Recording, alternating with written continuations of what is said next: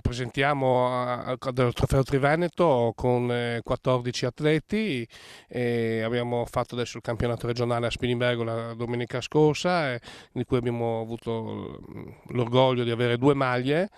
di campioni regionali. Abbiamo fatto quest'estate qui sempre in Monte di Buia, abbiamo fatto il campionato regionale di mountain bike dove abbiamo preso 4 maglie, quindi grossissima soddisfazione da parte della società e a tutti gli addetti che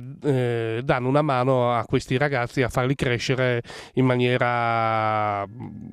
corretta e graduale per un loro continuo lavoro sulla bicicletta, insomma. Tesserati 60, di cui esordienti allievi junior siamo su una quindicina di ragazzi con cui noi varchiamo i confini del Friuli e andiamo in giro per mezza Italia, per non dire tutta, a fare i vari trofei internazionali, gare nazionali e internazionali. I tecnici sono diversi, nel settore giovanile sono 4, nel settore esordienti allievi siamo su 3, con il supporto di Marco Ponta che ci dà una grossa mano a questi giovani a farli crescere in maniera, come ho detto prima, corretta, e anche c'è il supporto, un po' di tutto l'amministrazione comunale che dà forza a queste società, a tutte le società di Buia, insomma. Domenica presentiamo, adesso questa domenica siamo a Clash a Trento per l'internazionale, dove cercheremo di andare a puntellare i risultati positivi che sono stati fatti nelle ultime 2 settimane con l'inizio del trofeo, di confermare quello che stanno facendo i ragazzi. Dopodiché fra 15 giorni ci sarà l'evento qui in Monte di Buia, dove noi siamo gli organizzatori e dove siamo anche molto molto fieri. Per il secondo anno consecutivo presentiamo un campionato italiano. L'anno scorso è stato un campionato italiano di paraolimpici